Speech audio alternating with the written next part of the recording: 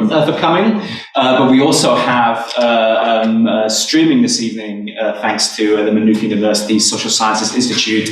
We're also broadcasting Justin's talk on Facebook and on the Zoom link for MUSSI. So please, none of your usual yelling and heckling. We don't want another Oscars fiasco. Okay, now just before we begin, I'm going to hand over to Dr. Jennifer Redmond, who's moderating this evening's session. But I have a quick announcement to make on behalf of Professor Lyons to our graduate students. Some of you may know that we've decided to advertise and promote your work and yourselves on the university website, on the departmental website. In the next few days, Professor Lyons will send out an email, and it will include as an attachment something approximating this form that I put up. And this is for all of you to have a look at, and it's for discussion.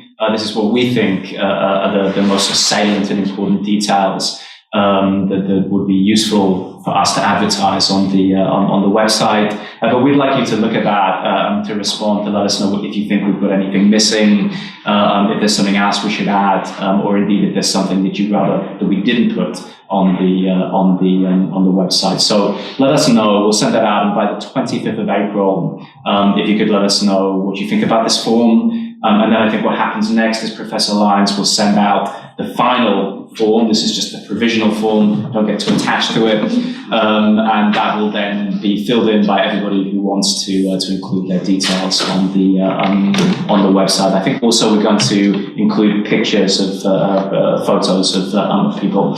For me, this seems like a very good initiative, I must say. I'm very pleased for my own students, but for all of you, this is a great way. We're spending a lot of time online. A lot of our academic work is done online as well, and so it's great to sort of have you as a sort of visible digital presence out there, so people can find out what you're doing and what you're working on. Okay, that's all from me. I'll be mercifully brief this evening, and I'm now going to hand over to Dr. Jennifer Redmond, Assistant Professor of History at Maynooth University, who is going to moderate and introduce tonight's speakers. So thank you very much. Thank you so much. Anne, is this a good place to be? Yeah, okay. So welcome to everyone in the room and everyone online. What Dr. Newman was just saying actually will make all of your work more discoverable for everybody. And tonight is a good example of the utility of that, because of the streaming. We have people tuning in from everywhere, including some relatives, from the US. So welcome everyone. Mom. Yes. I wasn't doing that. It's really one of the silver linings of COVID that we have this ability now. It's always so nice to welcome someone that you genuinely like and you admire their work and that you've missed because we haven't seen each other in a decade. And so I'm really pleased to have this honor to be your local sponsor for the MUSSI Fellowship and to liaise with you tonight. It's just wonderful. I think possibly you might have looked up Justin's work before. The very handy thing, again, online, you can use his PhD thesis, which is on the Trinity repository I.R.A. I personally use it for teaching a lot. So many wonderful things, even though some gruesome elements about violence and the revolutionary period, etc. But many of you do know, I think, that he is associate professor in Idaho State, and director of their graduate studies in history, which is always lovely to hear people land so well. So congratulations on that. At present, he's working on a history of environmental destruction, and some of you might want to ask him more about that in the questions. But tonight he's going to talk to us about gendered compensation bias, which is a hot topic and has been so, and thankfully so, because I would say up to the centenary commemorations, there wasn't a huge amount to take, a huge amount of effort to look at a gendered analysis of this period, and you're one of the scholars at the forefront of that. It won't surprise you to learn that Justin has held research positions and appointments in New York, Paris, and Galway, so we are very honoured to have him here in Ireland. He is around for the next month, so let me know if you'd like to meet up with him, and he's kindly agreed to have coffees and chats and advice, etc. And I'm pleased to say as well, we'll be back in Europe in fall, autumn as we might say, at the Netherlands Institute for Advanced Studies as a visiting fellow. So lots of accolades, hugely interesting work, and I will hand over to you now. Thanks very much. Can you hear me? Yeah, that's a good volume. All right. My typical lecture style is to wander aimlessly throughout the hall, but I don't think that'll do well for the people online, and Anne will be running everywhere with the camera. So I'm going to stay put here and project. Welcome everyone, and thanks for inviting me to talk about some of my recent work. I'd like to thank the Maynooth University Social Sciences Institute and the Department of History, specifically Professor Linda Connolly, Dr. Jennifer Redmond, who just started, and Dr. John Paul Newman, Anne Hamilton Black, and Orla Dunn as well for their help in getting me set up here for the fellowship.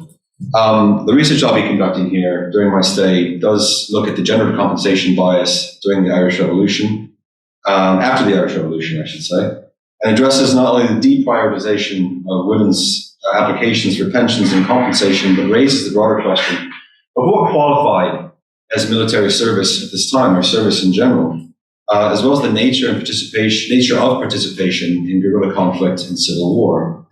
Unconventional war further complicates this question, as pressure to conform to or resist Sinn Féin's revolutionary program at the time often altered the dynamics of one's social and political place in Ireland, and later influenced the weight of consideration given to pension applications. I'm also interested, as Dr. Redmond said, in the environmental history of the conflict, specifically the often mundane yet necessary acts of landscape preparation that occurred ahead of ambushes, yet fell outside, and that because of that fell outside the scope of the Military Service Pension Act. But my paper this evening deals just a little bit with the compensation and more to the question of what participation meant in the context of environmental destruction during the Irish Revolution. So in this regard, I hope to provide some kind of insights, and I, of course, welcome your questions both online and in person afterwards. In his 1963 autobiography, Viva Moi, Irish literary figure and former freedom fighter Sean Freeland reflected on the nature of his service during the Irish Revolution. Quote, "In my 6 years as a rank and filer of the I.R.A, I shot nobody, and I was briefly under fire once. I have no more memories to record except to say, were those the troubles? And if so, was it a revolution?" End quote. Well, Freeland saw himself as a misunderstood artist rather than a gunman. As he put it, the Irish Revolution boasted neither the preceding grandiosity of national resistance to Napoleonic France, nor the personal hardships mid-20th century revolutionaries had endured. Guerrilla war was a slow process that required patience and preparation. The majority of Ireland's rebels were, he wrote, given such undemanding and essential jobs as the gathering of more or less useful information, watching over the billets of the fighters, scouting, carrying dispatches, doing police work, helping to trench roads or fell trees across them in order to hold up reinforcements when an ambush was due, marching in the public streets to defy some military order against it, perhaps standing guard at the public lying in state of some patriot. Otherwise, we hung around, drilled, waited, felt nervy, groused, and were supremely proud and happy whenever even the most modest task made us feel we were really doing something positive for the struggle for independence. Though it may have lacked the scale and drama of the anti-colonial conflicts so Freeland took to genuinely embody struggle, Ireland experienced revolution in other ways. Not every rebel could be a gunman. Scarcity of arms and ammunition made it impossible, and only a select few within the typical Irish volunteer demographic pursued the opportunity. In addition, many in the Irish independence movement found the transition from protesting, parading, and soft defiance that defined the 1917 and 18 period to active service involving interpersonal violence between 1919 and 21 difficult. Moral attitudes toward killing, the fear of imprisonment or death, of losing one's job or business, and potential reprisals against families and communities influenced participation and compliance and caused even devout Republicans to withdraw. Everyday life vied for time and energy as well. As David Fitzpatrick summarized, quote, "As long as there were cows to milk, hay to save, and women to order about, the vast majority of volunteers would have to remain part-timers on the plains." But those outside the immediate dynamics of interpersonal violence could nevertheless be said to have participated in important ways. Hundreds of instances of ambush, assassination, and reprisal throughout the War of Independence and Civil War demonstrated that involvement in the Irish independence movement was in fact often non-negotiable. Detachment or indifference proved difficult in an atmosphere in which both the I.R.A. and British forces pressed non-combatants to support or suppress the Republican movement. As a result, many civilians experienced intimidation, curfew, bans on markets, and restricted access to public space, while others lost their homes, property, and businesses through disciplinary destruction. In this context, revolutionary violence dislocated people from their previously lived experiences. The destruction of property, in particular, pulled non-combatants into the conflict in an increasingly militarized Ireland, in which they were displaced and the familiar spatial and temporal boundaries they enjoyed disrupted. Chris Pearson explained that combatants and non-combatants coexist, often unwillingly, within militarized landscapes which produced contact zones, where military activity invades private spheres. In addition to its impact on rural and urban landscapes, the immediate, liminal, and incessantly destructive nature of guerrilla warfare in Ireland changed social environments, often deconstructing the relationships and identities they hosted. This was particularly true of individuals and groups whose political and religious convictions provoked the Republican program, such as the Irish police, political unionists, and Protestants, for whom the dual experience of physical and social displacement coalesced. Many were marginalized against the growing popularity of Sinn Féin and the arbitration for political space. A diverse milieu of damage to Irish landscapes and built environments throughout the revolutionary period bound many more than the combatants to the wide-ranging dynamics of partisanship and its state-directed consequences. Environments were versatile targets for both Republicans and Crown forces. Throughout the guerrilla phase of the conflict, from 1920 to 21, rebels felled trees and scattered brick walls along country roads to impede motor traffic and create ambush sites. Police and soldiers retaliated by means of home invasion, injury to property, and arson against static and practically defenseless Irish communities. In most cases, property was an extension of the individual, as was the case in homes, businesses, or the sentimental belongings within them. Familiar or intimate spaces also carried emotional attachment or provided psychological safety in some form. Their violation compounded the destructive act at hand, extended both the environmental impacts of evolution and implicated non-combatants as victims. Re-examining the Irish Revolution at its centenary, as we've been doing in the past few years, has shown that the definitions and criteria for participation and active service to be complicated by the experiences of human displacement and environmental destruction. This narrative extended beyond the 1916 to 23 period, as many service pension files demonstrate. Different geographies of conflict demanded different forms and scales of participation, service, and vigilance. That is to say, communal dynamics enabled or curtailed revolutionary activity in a given area due to its prevailing political and religious sentiment. For instance, a memo outlined the activities of the 2nd Northern Division in Tyrone and Derry to the Pensions Board. We see it's shown that Crown Force police and soldiers were really not necessary to create a hostile environment for volunteers and their families. And I'm quoting from that report.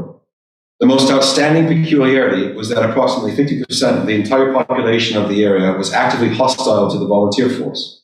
Even prior to the formation of the special class constables in Ulster, every second man and woman, even the children at school, were active agents of the enemy forces, supplying details of all volunteer movements. Immediately after a volunteer went on the run, his people were harassed, their property destroyed, and not infrequently they were marked for reprisals. These difficulties, we submit respectfully, show that the role of a volunteer in this area was much more difficult than in areas where the volunteers had the wholehearted support and cooperation of the vast majority of the population. From Cork, where volunteers enjoyed greater community support and cooperation, a Cork 4th Brigade activity report explained, quote, in some of the reports, reference is made to raids for arms, raids for mails, digging of trenches, blowing up of bridges, general disruption of enemy communications. It's not considered necessary to refer to these in all the reports, as the reason for placing them on record is to give a general picture of the brigade activity and to show that the men concerned were engaged whole time in military service.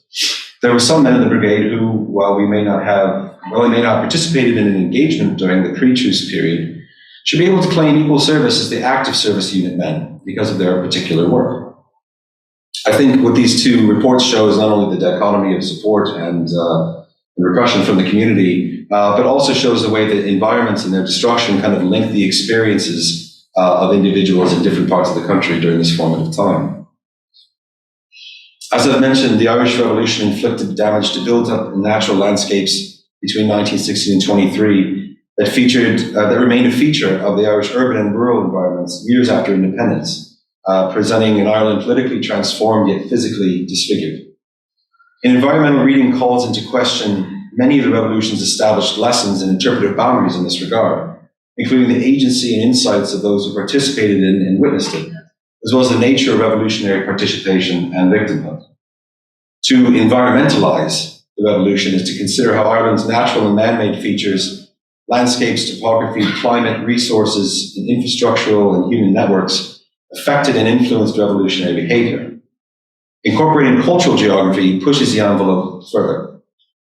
Raids and reprisals, that is, the violation and destruction of personal and communal spaces, altered their associated meaning for individuals and communities. And most material damage, I think, is familiar to students of the period. Some of you, no doubt, are. Arson erased police barracks, homes, and businesses that supplied the police, and such acts were strategic. In the case of the I.R.A., they manifested the changing political atmosphere in Ireland and were executed with a view towards establishing a presence without physically occupying reconquered space. But presence was established in other ways as well. Republican-led incendiarism, sabotage, and ambush were on the whole neither spontaneous nor singularly destructive events, but instead entailed large-scale landscape preparation and collateral damage to natural features. For both the I.R.A. and Cumann, as well as the Crown forces, control of space represented a struggle over Ireland's territoriality. That is to say, Ireland's natural and built environments acted as platforms for the expression of power. Less overt than an ambush or a barracks raid, felling trees and trenching roads to support such operations verified Republican presence and, in effect, an act of resistance. This was especially the case as numerous ambush spots were prepared for assaults that never materialized, and sabotage continued to feature in counties where violent confrontations were actually rare. Conversely, replacing a boastful tricolour with a Union Jack atop a public building, banning public meetings and enforcing curfew, and raiding a home in search of seditious literature, weapons, or rebels, which happened often repeatedly, illustrated Crown Force attempts to suppress the independence movement by controlling or dictating daily life and access to space. As such, a lot of unremarkable day-to-day environmental manipulations, degradation, and destruction underpin the revolution's more celebrated violent exploits. Each environmental modification, in effect, changed the cultural or communal and emotional and individual connections to space, implicating non-combatants. These dynamics shaped cooperative zones of violence to create a system of shared presence, one that conveyed to authorities that the Republican movement was alive and well, and that Crown forces controlled little more than the ground on which they presently stood. On the whole, instances of material damage greatly exceeded the number of violent interpersonal encounters between the I.R.A. and Crown forces during the period. So where exactly does environmental history and active service and concepts of it coalesce? How did destruction qualify or implicate those who caused it or were witness to it? Rebellion manifested in various forms after 1916. Sinn Féin candidates saw success in by-elections in 1917 and were returned to a majority of Irish seats in the House of Commons after 1918. The third conscription expanded Irish volunteer and Cumann roles alongside Sinn Féin political success, and raids for weapons and ammunition increased. Between 1919 and 1921, the I.R.A. observed a loosely coordinated war strategy that sought to disrupt and alter Ireland's urban and rural landscapes in order to stage ambushes, raid for arms, and generally frustrate British forces and resist the King's writ.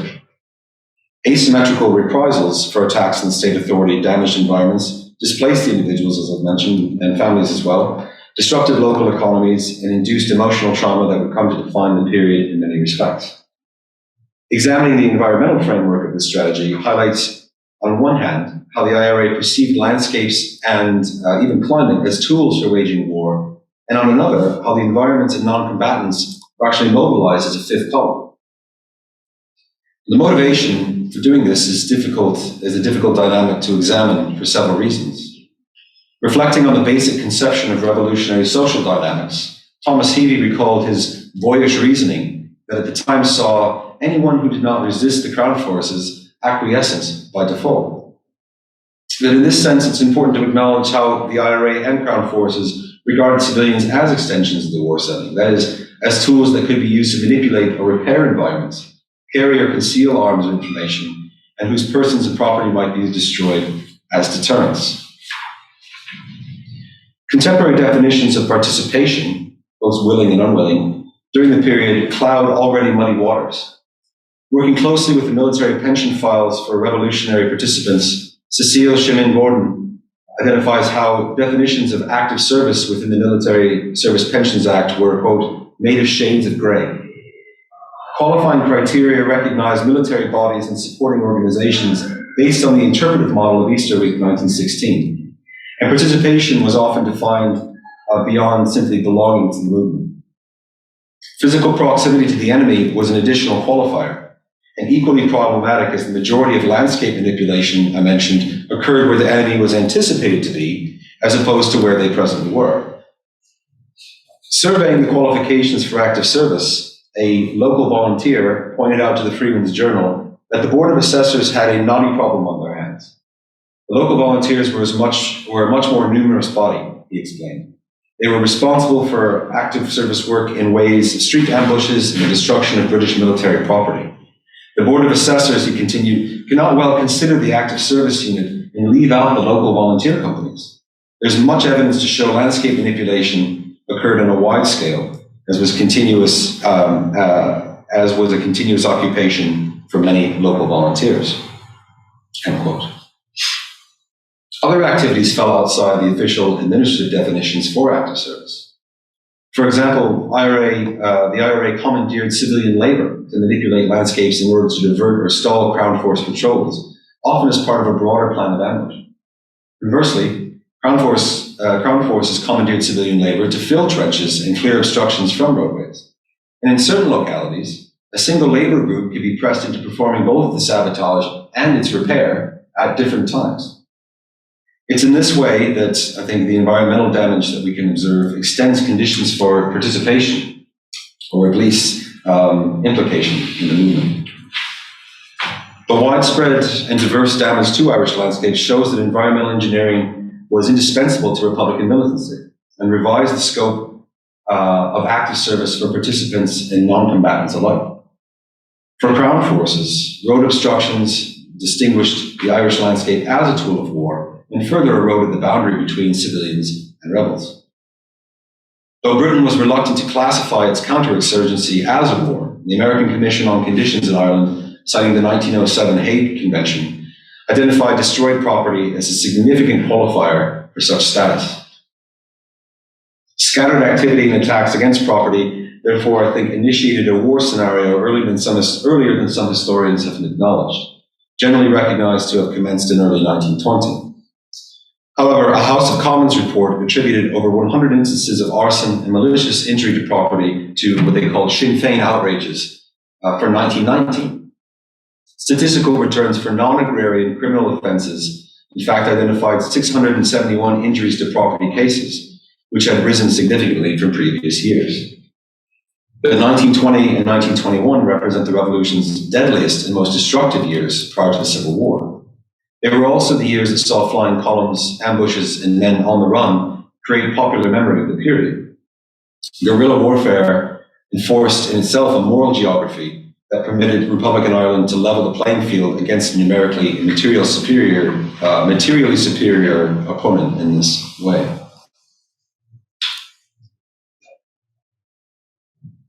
Some natural features in existing infrastructure, aided rebels and frustrated the British counterinsurgency, which relied on mobility.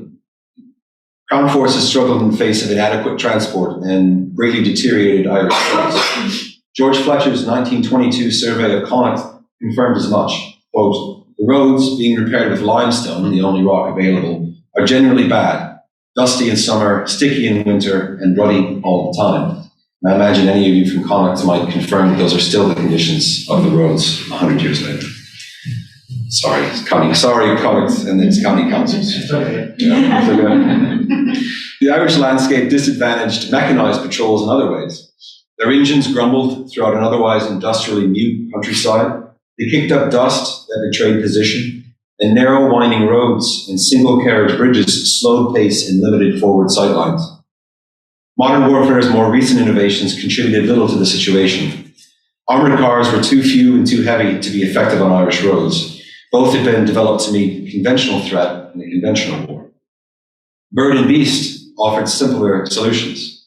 In January 1920, Irish Command requested homing pigeons in mobile carrier stations to circumvent intelligence leaks and dead communication lines throughout Ireland.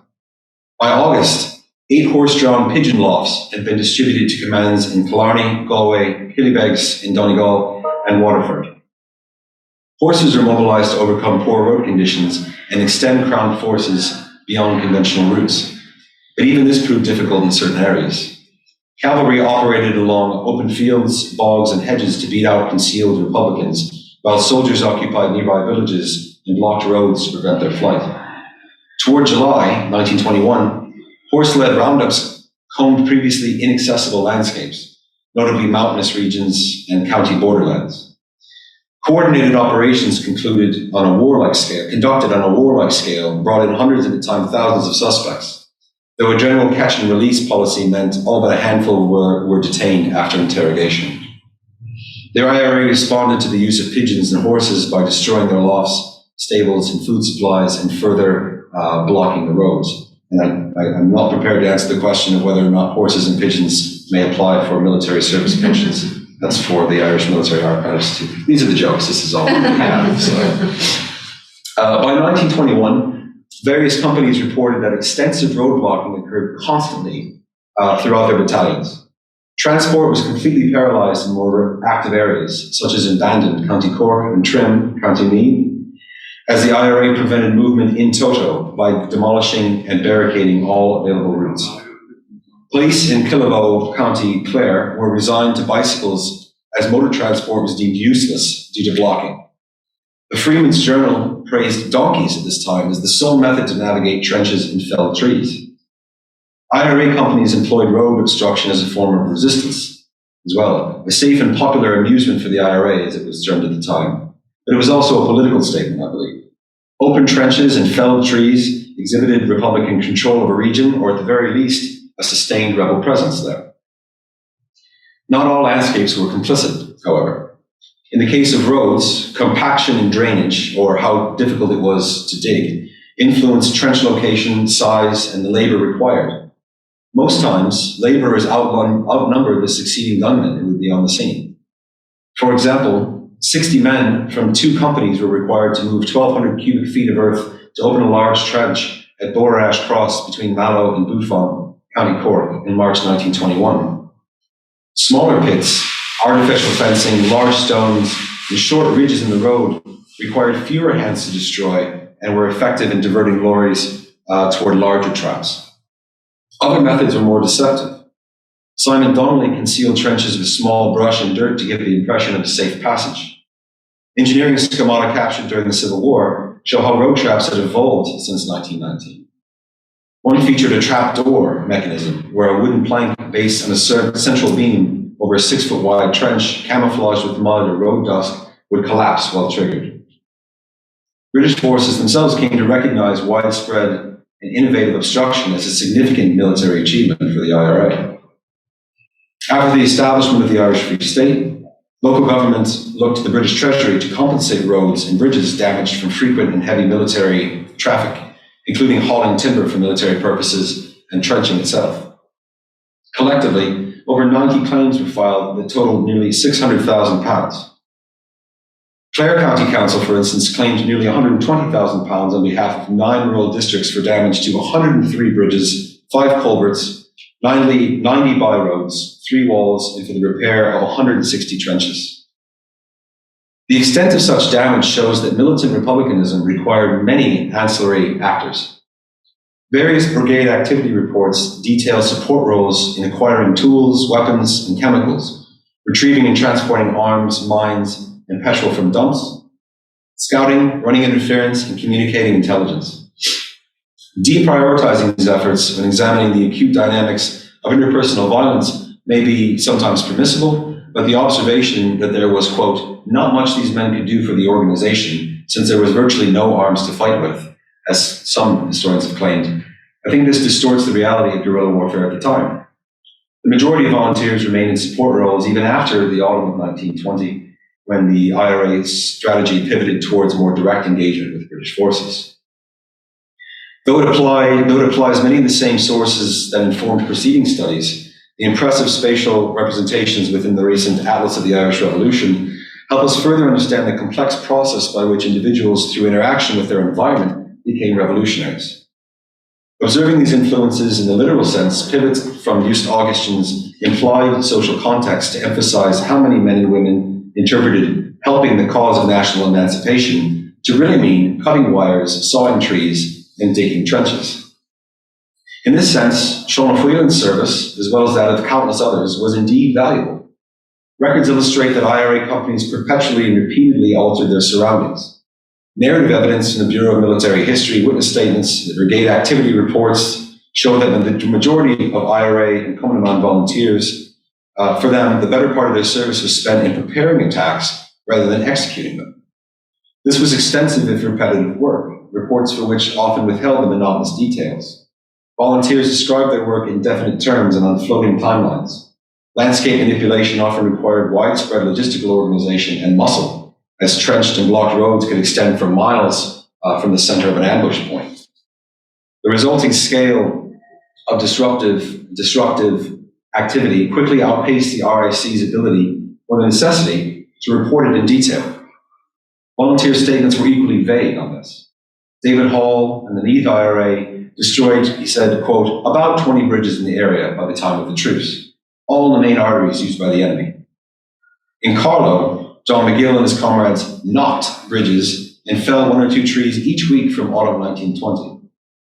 When we got information that the military lorries used other roads, he said, we blocked them immediately. I don't think there was any need to go into detail on the operations, as every one of them had the same preparation, the same labor, and the same watchfulness. So the details around this for the researcher are difficult to get at.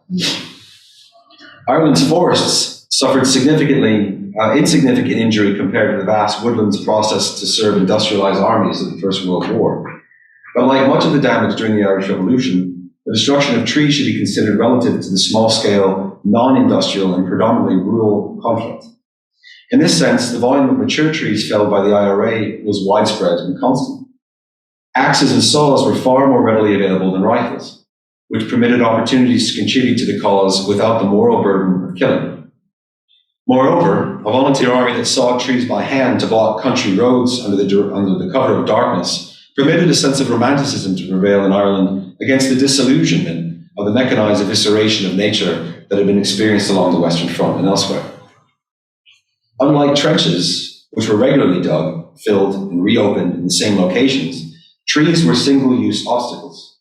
Their removal permanently altered the landscape within a generation, as saplings rooted in their place or as part of the larger afforestation programs in the 1920s required decades to mature. Volunteers considered several factors when selecting trees to fell, including trunk diameter, density, and the labor needed to construct an effective barricade. Smaller caliber, younger trees were more easily cut, but could be cleared with similar ease. Older growth trees were more effectual barriers, but took longer to fell due to their size and potential for irregular growths and knots within them.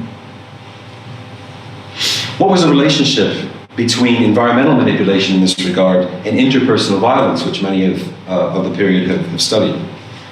Landscapes were often primed for ambushes that never occurred. While evidencing activity in an area, it did not evidence violence. However, correlating Peter Hart's data for the rate of I.R.A. violence by county per 10,000 inhabitants with the rate of total damage for each province in overlapping periods reveals a strong positive correlation. Leinster showed a positive correlation of 0.678, Ulster 0.678, Munster 0.794, and Connacht 0.821 in my research. In short, the geography and concentration of conflict differed due to an area's ability to host that violence.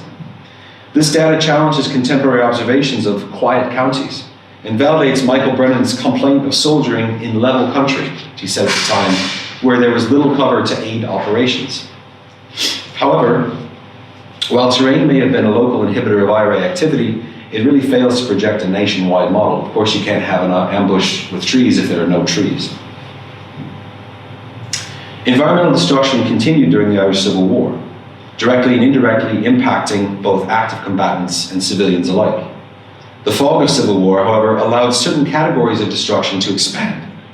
These included agrarian sabotage connected to local rivalries, land jealousy, and unresolved land transfers, as well as the destruction of fences, walls, and earthen boundaries, cattle maiming, and the burning of fields, crops, ricks of turf, and farming implements. Though not entirely distinct from damage that occurred throughout the War of Independence, destruction to private property further illustrates the social nature of conflict and community response during the Irish Civil War, as the withdrawal of the British Army and the disbandment of the RIC intensified the vacuum of security and public order. County Limerick provides some examples. Limerick acted as a thoroughfare for anti-treaty Republican forces, which withdrew south from Limerick City ahead of provisional government reinforcements in July 1922. A small sample of 25 incidents from Limerick for June, July, and August 1922 illustrates the diversity of damage and how it affected the land and its inhabitants. These include the destruction of bridges, knocking of walls and fences, felling trees, digging trenches, and forming barricades across the roads. By late August 1922, compensation claims arising out of disturbances in Limerick already totaled £176,000, the Cork Examiner reported. The small but representative sample that I picked out contributed only £1,500 to that figure, not even 1% of the total. Destruction stemming from communal tensions such as cattle driving and land occupation were not as prevalent in Limerick at this time. Damage was almost exclusively linked to military maneuvers.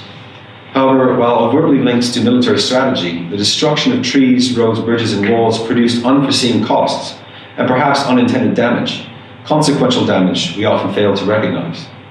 Several claims illustrate this point.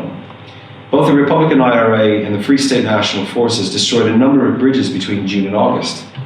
Specifically, Cullabie Bridge south of Ardpatrick, two bridges spanning the River Albag that connected Mount Russell, Jamestown, Ballymacshane and New Park Cross south of Kilmallock, a bridge that covered the rail line of Gary and Derrick, and further north, a bridge between the townlands of Drumbear and Classel Erkin. If anyone is from Limerick, I've butchered those names, I apologise. Though demolished to impede troop movement, the destruction of these bridges led to further landscape deformation. Thomas Hickey and John Blackwell claimed flooding following the destruction of the bridge between Drumbean and Castle Erkin by national troops in early July had seriously damaged their lands, ruining 5 and 7 acres of grassland and produce respectively. The fences marking James Quain's property were torn down and his land transformed into a makeshift road after Cullabie Bridge was destroyed. Similarly, traffic was diverted through the farms of David Coleman and David Roche near Jamestown, where trespass continued until 1924. In his compensation application, Roche claimed, as each passage became too cut up for traffic, fresh passages were cut away from the fields, leaving them torn up and useless. One field on the tillage had to be continually guarded, he stated, to prevent cattle from destroying his crops. While initial destruction of property shows the flow of military pursuit, its consequent impact highlights important but often unforeseen aspects of the Irish Civil War, and indeed the War of Independence, the banal experience of everyday life. The road adjacent to Roche's farm that was so used and cut up was the only one to the local creamery. In reality, his land was rutted, churned, and disrupted more by his neighbors than by any military force. People from the community who, like himself, had to draw home hay and turf and continue with their lives in spite of a wrecked bridge. Trees continued to play an important role during the Irish Civil War as well, but much of the tree felling occurred outside of a strictly military context. Vindictive tree poaching and outright destruction isolated foreign species in many respects. Common lime trees, Dutch elms, and Spanish chestnuts were exploited to a great degree, particularly after the First World War where timber was in such short supply. Basil Phibbs was quite precise when he filed his claim under the Damage to Property Compensation Act 1923, which covered malicious damage suffered during the Irish Civil War. Phibbs, an Anglican farmer, outlined how his farmlands in Corridu, Sligo were repeatedly raided from May 1922, resulting in 548 trees, valued at 10 shillings each, being cut and removed. Claimants for the estate of Louisa Ann Margaret Uniacke were even more detailed. The solicitor for Mount Uniacke, whose mansion at Clay, Cork, was raided for arms in October 1919 and burned in 1923, cited the malicious felling of 10 beech trees weighing 2 tons each, 44 beech trees weighing 50 tons total, and 10 oaks, each measuring 18 inches in diameter, between December 1922 and February 1923. Overall, malicious injury records and compensation claims provide a fairly straightforward guide to property loss, but only allows a partial view towards Irish society's environmental experience of war. We must also recognize a landscape's centrality to local identity and livelihood, and a built environment's contribution to security and sense of place. In this sense, we might broaden environmental considerations to encompass the revolution's impact on physical and mental health, as well as the conception of space and its renegotiation in war, read through the varied experiences of participants and witnesses whose own definitions are being renegotiated at the time. Like all conflicts, the Irish Revolution drew heavily on natural and human resources. As a guerrilla conflict, its dependence on the civilian population often implicated non-combatants in military intelligence and combat operations, as pawns in a wider game of social intimidation, coercion, and violence. Active service, as it was later defined in pensions legislation, marginalized civilian and non-combatant contributions to revolutionary conflict. Many of these contributions came in the form of landscape manipulation, I argue, which blocked roads to prepare ambush sites or obstructed select routes to prevent pursuit. As such, widespread tree felling and trenching influenced the geography of revolutionary violence, which was in turn directed by the location and the availability of mature trees, malleable roadways, and unnavigable regions that provided cover. Refined obstruction methods carried over to the Civil War period. Clearing barricades, the direction of Crown forces further implicated civilians as tools at the disposal of armed authority, regardless of who it was. The resulting environmental manipulation and human displacement demonstrate the extent to which non-combatants participated in the struggle, suffered material loss, and were dislocated from everyday life. Thank you very much.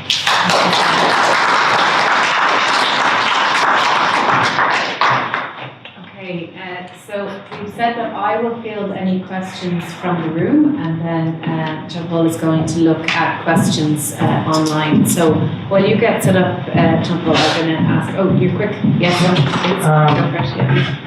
So thank you very much for an interesting presentation. So I have 2 questions actually. First is there any estimate of the number of people that were involved in making the roadblocks, the trenches, not only the active soldiers, as you said, but the civilian population in the localities? And also, is there are figures different regarding the civil war between one side of the conflict and the other? Was the local population more motivated or inclined to help the anti-treaty side or the treaty side? So 2 really good questions. The first, I think, the answer I'll give applies mainly to the War of Independence period, only because of the legislation and further compensation acts that focus on the War of Independence period. And that has to do with the brigade activity reports. In looking to validate someone's compensation claim or application for a pension, they had to show that they were indeed active from a certain time and under certain circumstances. And so there was great detail in the brigade activity reports as to what local companies and then larger brigades did at what time.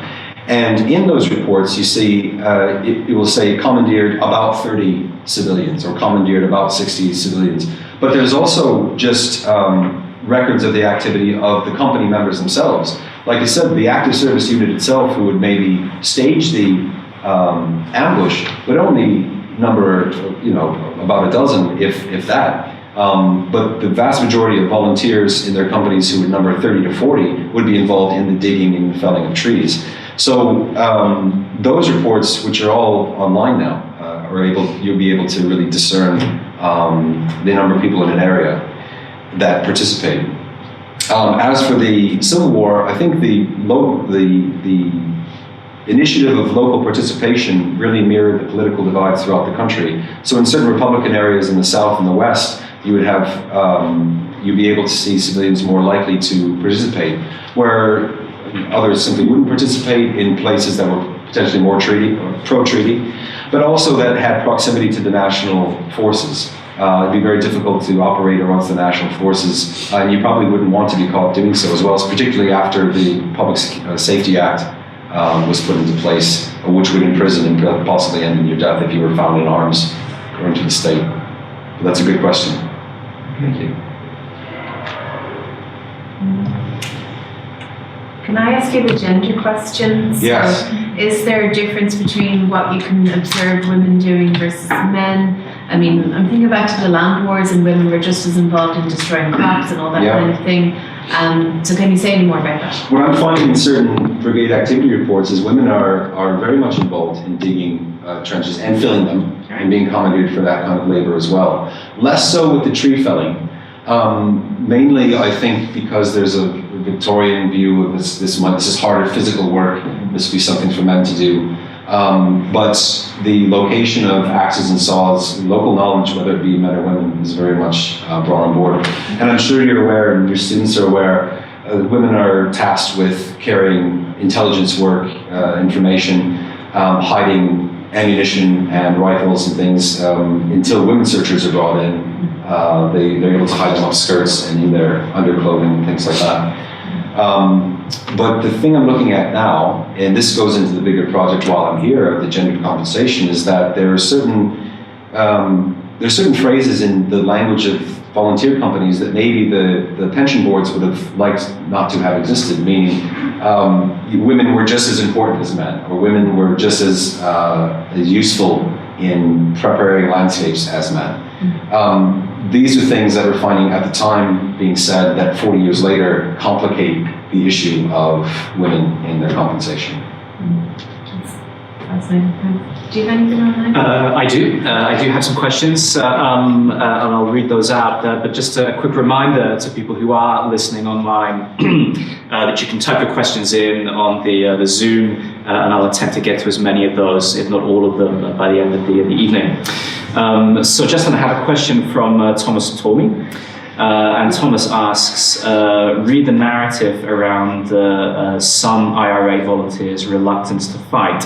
We often see claims that various units or men would have engaged in more interpersonal violence if they had the means, the arms, to do so. Should we take Civil War activity when arms were available as a sign that this was a reasonable claim? Ooh, that's a good one. So we're looking at the availability of arms as an indication of willingness. Yes, that's Thomas. Thanks, Thomas. Thank you very much. That's a tough one. That's certainly a point of critique from some of the more well-known guerrillas at the time. That why was an area inactive? And the answer is that they didn't have the rifles. I think what I've kind of tried to argue here is that rifles weren't necessarily a prerequisite to activity, that there was plenty to do, although I guess it goes back to the question of active service and participation. What does it mean to really participate? I guess what I would have to do is look closer at the geography of participation and active interpersonal violence against the availability of arms, which people have done. But what Marie Coleman would say, and she has a great article from 2013 on active service and participation, is that when looking at compensation files, there were certain areas in which it was said simply being present wouldn't be enough. There were certain very active areas such as Cork and Kerry in which you'd have to have participated in several ambushes to qualify for active service, where in other places, such as Meath or Kildare, simply being part of the organization or maybe participating in one ambush would be enough. So I think what we see from the history of it is a greater, I don't want to use it as an excuse, not having arms mean not participation, but we do see a correlation, I think, in that regard. Yeah, that's a complicated question, Thomas. Thank you. Anyone want to jump in? We'll keep going with the online then. Okay. I have a question from Neil Murray. And Neil says, hi from Cork. You didn't make any disses towards Cork, so I think it's still on site. But the night is young. Right? Yes, right. And Niall says, great to hear you're continuing working on this. Regarding road conditions, have you considered the role of men and women elected to district councils in 1920, significant numbers of which were also I.R.A. or Kuman-Ban? They had control, particularly with an emphasis on increased use of direct labour over which roads were maintained or were allowed to remain damaged in areas where ambushes might be planned or where gunmen did not wish to allow Crown forces to move freely. Yeah, that's a good point to make after the local elections. The readings I've done, which aren't nearly as deep, I think, as Niall has done, have to do with the unwillingness to vote monies towards the repair, saying that this is a larger civil issue for the British to do. And so by withholding the local council payments and everything, the roads just kind of went to hell. These are the records I really need to get into. I've been in the Dublin City Council once regarding after the 1916 rising and the reusing of raw materials and things like that. But I think it does go down to the local council levels and the observation that roads are wholly impassable in some places. But this impassability really helps the rebel cause in a lot of ways, in a military sense, although it frustrates local farmers and those that would use the roads.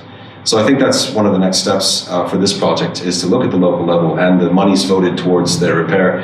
From what I found so far in the Hockey Trust, the online digital library, is that you can find loads of lovely yearbooks that talk about things like compaction, the use of limestone and gravel. And there's only a few miles of road that are properly asphalted in Ireland at this time. So you can imagine the use of heavy lorries that would have ripped them up to an almost irreparable degree at that time. Niall, thank you. I have another question too. Yeah. From what you've looked at so far, can you tell us what's the most significant or moving or something that struck you as a compensation claim? Somebody, was it a sacred tree that was, 500 years old or something? And what's the most ridiculous or spurious thing that you found? Well, the stuff during the Civil War, I think, is fascinating because, like I said, there's kind of a fog of war and a vacuum of power, in which many people take out vendettas against landlords and landed estates. Mm-hmm. And so the cutting of ornamental trees, which hold no really market value, they're not big enough to be, and the wood usually isn't good for building or anything. But the vendettas that are taken out against the big houses, not only burning the houses, but denuding the trees within their land, I think is very worthy of a study unto itself on some kinds of decolonization efforts, you might say. The most absurd is one I actually cut from this talk. There's a file in the Public Record Office, Northern Ireland, that claims damage to one egg.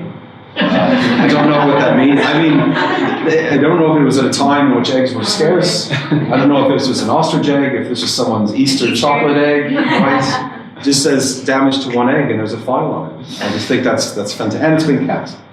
So I have to see that as well. Yes, Cora. Thank you very much. Thank you, a brilliant presentation. Thanks, Megan.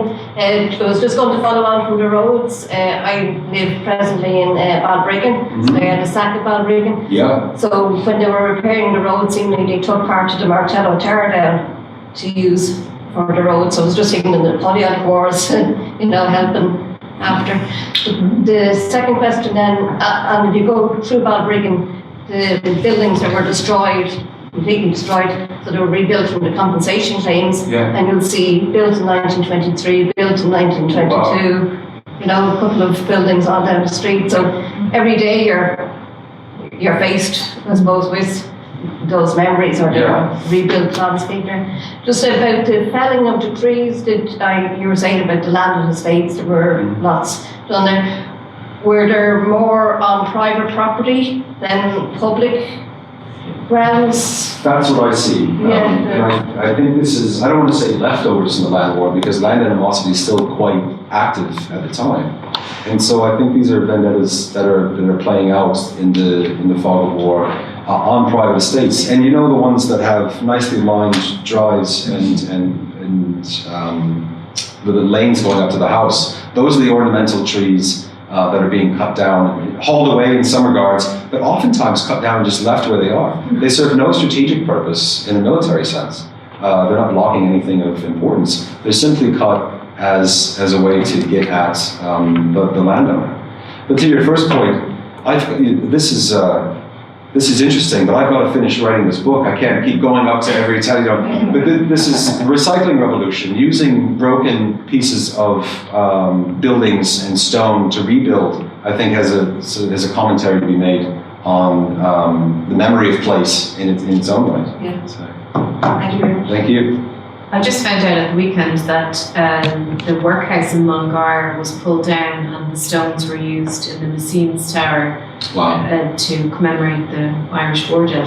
Wow. Completely weird. Okay. Sorry, Declan first and then Aaron. Thanks for that talk, really, really interesting. Just with all the artery roads being destroyed from going into towns, how would the town supply with their own, let's say, goods that were needed to be brought in? How are they going in? Because if there's no way in, I know there's no way out, if you know what I mean. So when I say a certain company would claim that they've blocked every road in the vicinity, that was probably a very boastful statement. So there'd be ancillary roads, I suppose, that were still open, or people would know how to navigate them, or know which combination of side roads to get through. A lot of the frustration from blocking the roads comes from Irish civilians themselves, who are trying to get milk to market and to the creamery and everything like that. But I suppose it would be a good question for a local study as well, to navigate certain back roads to get business done, to be honest. a lot of businesses must have really few. Yeah, and they were equally human when Crown Forces would shut down fairs. There was a huge movement to burn creameries in certain parts of the country, something like 55 creameries, which, when you think of the utility of that, you're really just hurting the local economy, which is kind of the point, is to upset the locals in that regard, so they would erode their support for Sinn Féin and the volunteers. You're right. Thank you. Two quick comments. Thanks very much for the talk. One thing that resonated with me when you were talking about how the British Crown Forces changed tact to deal with the obstructions in terms of using donkeys and horses and pigeons. Yeah. It resonated with me because I remember reading years ago one of the pension application files for a company in South Galway bordering with Clare, and they referenced the use of spotter planes while looking for the volunteers on the run in the mountainous area. And I'm wondering, is that directly relevant, do you think, to the obstructions in the area, or was that a different tactic that was brought in, maybe irrespective of that? Well, a bit of both. Changing tactics to cover more ground. Planes are being used in Iraq, or as I said, the greater Mesopotamia at the time, but actually to strafe rebellion in civilians and things like that. I think it's Churchill who really wishes to use airplanes in a more aggressive stance to shoot rebels on that are retreating. And he's talked back from that position because they say, well, we won't know if we're shooting civilians or shooting rebels. And Churchill's fine, as you can imagine, with both. But the spotter planes are used for, spotting locations, but oftentimes the growth is so great that they can't find anyone that they're looking for. So that's when they go to kind of horseback and combing out of fields and mountainous regions, things like that. Great. And the second comment was just more a comment. Like, I know in my parish we have a field called the I.R.A field, Right. which is beside the old RIC barrack, and the story goes that the hurling team turned up to play hurling on that pitch right beside the barracks, and an act of intimidation in some ways. Yeah. As a result of the previous day, the hurling game being shut down. Yeah. So I was just wondering, is that something you see where the landscape is used in a very direct way? Yeah. But not necessarily in a destructive way. No, it's a very kind of, if we talk about like active service units, this might be a passive service unit. You're showing your defiance by just playing hurling in a field where you were prohibited to do so. We see this a lot in 1917 and 18 leading up to the general election. There'll be a tricolour tied on top of a tree. There'll be an RSC constable who's trying to climb the tree to take it down, and everyone's having a laugh because he's not making any progress. So they just cut the tree down. Instead of that. Hanging of flags, bringing of flags down, painting of animals. there's loads of horses that were, not loads, but there were instances of horses with Up de Valera painted on the side. So you're commandeering this poor animal for political purposes. He's probably an IPP supporter anyway, you know. So this is what I kind of consider the battle over public space, and which it's not necessarily a violent confrontation. Police aren't happy with seeing a tricolour. The volunteers in Cumann na mBan are happy to agitate as much as they can. So the I.R.A. field, that's interesting. Thank you. Do you have any more on? I do, and I have a couple of questions of my own as well, if I may. I might throw those in the mix. I have a question from Professor Linda Connolly, of course, the director of MUSSI, and also a great scholar of violence against women during the revolutionary period. Professor Connolly asks, to what extent does class as well as gender frame your analysis? Gender I've been looking at in the context of the definitions of participation, and then later how that is renegotiated during the discussions over pensions, using, like I said, the terminology at the time that would view women's participation as vital in so many ways, and yet try to renegotiate that under certain aspects of pension participation, particularly the stipulation that to be an active service individual, you had to have a proximity to the violence, which in what I'm showing is that the violence comes in the afterthought of the proximity towards activity itself. So gender frames it in that respect. But also, if we look at raids on homes, are predominantly occurring when the men are off on the run or on active service or something. So women are made to encounter those who would seek to either raid the home, sack the home, look for information and everything, and they're often visited at very difficult hours of the night, forced to stand either in the front room or outside the home while people are going through the bedrooms. And what we see with women is that the sensibility towards private space is completely kind of thrown out the window with raids. Private spaces, bedrooms where children are not only conceived but sometimes delivered, are treated as if they are common areas when they're actually private areas. And so the negotiation for women with their own home and the rooms within it, I think, is an important framework for the study.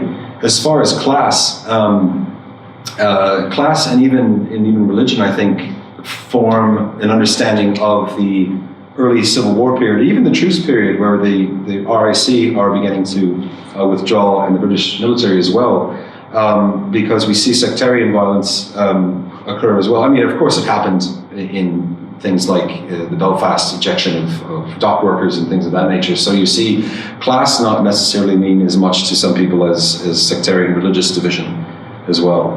But class in regards to agrarian struggle, the agrarian classes look at the Irish Revolution oftentimes as opportunities to land grab, to eject people from farms that they considered unfairly purchased or acquired.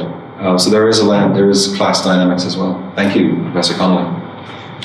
Okay, and if I may jump in with my questions as well, Justin, I really enjoyed your paper. Thank you. And as I was listening to it, I was thinking this approach and this application of environmental history towards guerrilla warfare was great, and also something that we could really do in the history of Southeastern Europe as well. Yeah. I've never seen anything like this, although it would really, I think, benefit my field as well. So thank you for this, and thank you for coming. I have a couple of questions. The first is about welfare. And I wondered, could you tell us the bigger picture of welfare? And you talked a lot about the pensions, and you gave us this fascinating part of the discussion. But were there other welfare benefits to people who volunteered? So for example, a disabled volunteer, would they get more than somebody who was disabled fighting for the British Army? Was there a hierarchies with that? And very quickly, the second question kind of follows on from Jennifer's point about not exactly about the egg, but about spurious claims. Yeah. And I've noticed from my own work on veterans of the First World War, particularly where there's a prestigious small group of veterans, like volunteers, for example, the people that you were talking about, that there's a kind of an inflated number, because there's a lot of people who are sort of falsely claiming that they participated in this conflict. And of course, one of the reasons for this is to get the welfare, to get the cash, and to get those kind of benefits. But I suspect that there's something more going on here, and that people are trying to connect to the cultural capital that is sort of at large in post-conflict societies, and I guess Ireland is the same. So is there anything in the discourse, anything in the discussion about false claims to welfare, and the resentment that might cause from people who really did fight? And was there then a discussion about how these could be verified or needed to be verified? And so it doesn't work. To your first point, there's a number of compensation schemes after 1916 that consider Republican. The exact title escapes me at the moment, but Prisoners and Dependents Fund, kind of a collection for those whose families were suffering because their loved ones had either been killed in the Rising or were imprisoned during the Rising. And so you see, even from their work or the work of the Irish White Cross, appeals to America for funding and for charity. But is in regards to the military pensions themselves, there's a hierarchy of pension application. The exact language of each category escapes me at the moment, but I think it's A through E. A being the highest priority. I think it has to do with being injured or being incapacitated in some way, down to E, which would be just participating or being involved. But Marie Coleman's talked about in her article, which I only reread recently, which is why it's been on my mind. This idea that the Irish pension schemes after the revolution were unique in a number of ways, not necessarily positive ways. They were pensions for participation, essentially, not necessarily disablement or loss of income or loss of potential job income, as pension schemes, say, from the American Civil War, the Spanish Civil War would have been. So there is a hierarchy, and there's an entire, first it's a group of assessors that would go and look at the validity of the claim and interview those who would be mentioned in the claim as being able to validate a person's participation. And so that all fell within the bureaucracy of that scheme.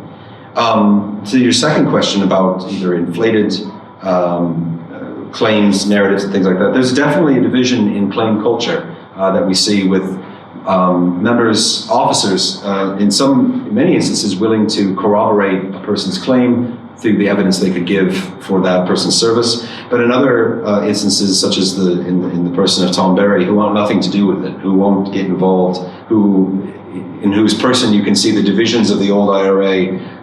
And maybe local rivalries or something play out in years later as well. So there are indeed, But that is the point, is to, if the state is offering a scheme through which you could get an income or some kind of pension, people were involved with it. They said something, 88,000 applicants with 16,000 awardees or something like that. So not necessarily a very high percentage of awardees, but nevertheless, coming from the state, that's quite financially important.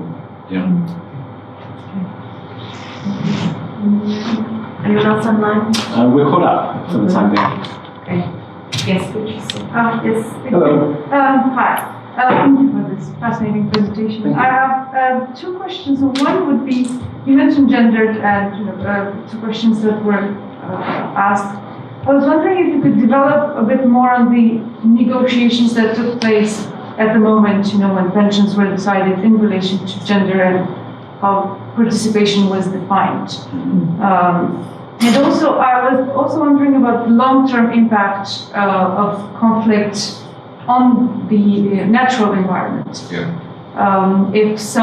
there were claims, compensation, but were certain areas left, unchanged for a reason, or how did natural environment change as a result of that? If you Yes, to the first question, initially members of Coman, the Women's Auxiliary Unit, were excluded from the legislation, and then during I think it's the 1934 military service pensions, Coman is included for consideration for pensions. So even in that decade and a half from the end of the revolution up until various incantations of the legislation, there's lobbying taking place for the inclusion not only of specific phrases and qualifications for service and what that meant, but also for the inclusion of an entire very important body to the revolution, which is coming to mind. Once again, the definitions they're using for participation are almost exclusionary from the get-go, being the proximity to violence, which come to mind wouldn't necessarily be their first contribution to the struggle. As far as the second point, that's a fascinating question, and that's going to be, I think, something I'm looking into in the Netherlands when I go for some further study, because I'm fascinated with the question of whether or not the environment was indeed prioritized for recovery in the first place. Now, we're not talking about Passchendaele. We're not talking about these eviscerated landscapes that needed to be either plowed under or that would be left intentionally as a sign of the conflict that passed. A tree falling across a road would be more of an inconvenience, even if it was pulled aside, than a marker of some great battle or something like that. But to the question before about or maybe it was online, about the county council records and everything like that, the reusing of material, I think, is fascinating. And why wouldn't you reuse it, right? In Balbriggan or wherever, you've got these stones and you've got the material. So the reapplication of material that's been damaged in war for rebuilding efforts, I think, is fascinating. I'm not sure how to frame it yet. Perhaps definitely in an environmental context, but certainly in the context of, like I said, historical memory and the creation of memory as well. What I am interested in looking more into are the afforestation projects that are instigated in the Irish Free State in the first 2 decades. There's a Arbor Day that's initiated by Sinn Féin in 1918, I believe. So the idea of reforesting the country is one that's circulating around certain conversations. But I think it also stems from the fact that the narrative of freedom and the inheritance of the state will be one in which the state has been denuded of useful trees, especially native trees, by centuries of colonization and colonial practice. And so replanting trees, draining bogs, construction projects are seen almost as a mark of what Ireland is capable of achieving under its own rule, juxtaposed with the ways in which the environment had been manipulated and abused under British rule. That's what I think. Any nice questions? Oh, yeah. I was asking, next your talks are really interesting. I'm just wondering what you were saying about women putting in for the pensions. Of the percentage of women who put in for the pension, how many actually got it? Was it a very low percent who actually received the pension? Yeah. And that's what I'm here at Maynooth to kind of get a better grip on. From my reading so far, it's a very small percentage, and so it's kind of who you knew and what you did and exactly what you did and how you did it. But even that so many women went anti-treaty and were on the Republican side, which for the first few pension schemes and the legislation just discounted outright. Mm-hmm. And so the process of inclusion for women is what I'm trying to get at. But my reading of it so far is that it's definitely gendered and that women recipients were quite low. Not all the files have been processed and released yet, though. Okay, yeah. So there's further to come. Mm. There's 500,000 files. Yeah, they didn't meet the definition of a soldier. No. So, therefore, and they possibly didn't claim for things like you're talking about, this not low level but local and easily passed off kind of service. If you knew what you were potentially going to be compensated for in the future, I think people would have kept much greater records as to exactly what they did and when and to what capacity they did it. But of course, they didn't know that. And when the compensation schemes were launched, it was kind of shocking that they were launched simply for acknowledgement of service, not necessarily needing to be disabled because of that service. And would a lot of women not have put in for it because it would have been seen as kind of shocking that they had been involved in anything anyway, but would that have kind of deterred women from applying for it? I'm not quite sure, to be honest. It's tough to know the mindset. Perhaps there would be, if a woman was in a position in which her partner or her husband would have gotten a pension, then maybe they would see it as not necessary.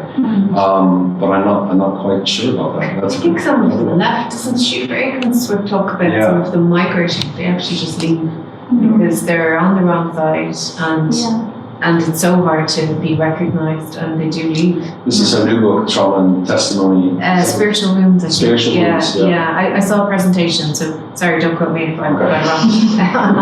But I think some of them definitely left. And do you think class might play a role in women actually coming forward and asking for recognition? Say it again, I'm sorry. If class might play a role in the fact that some women would come forward and others would not. Possibly. I think the political divide of Free State inhibits many from coming forward as well until Fianna Fáil are in power and the acts are extended. Yeah. Yeah, I've got one last question has just popped up in the chat. This is from Dr. Sarah Roddy, who of course is our departmental colleague here at the History Department at Maynooth. And Dr. Roddy asks, thanks to Justin for a very informative talk.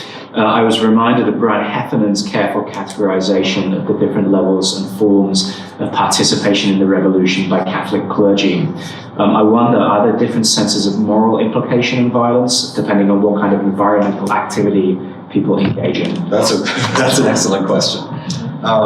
Anyone on high? My answer off the top is I don't know.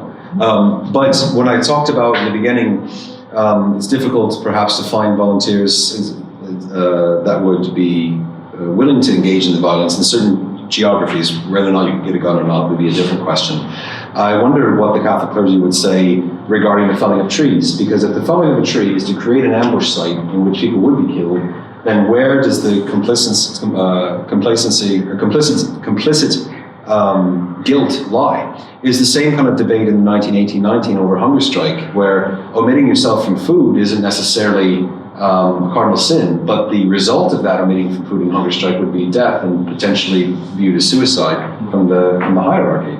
So would the Catholic clergy view this as an act aiding in murder? I don't know.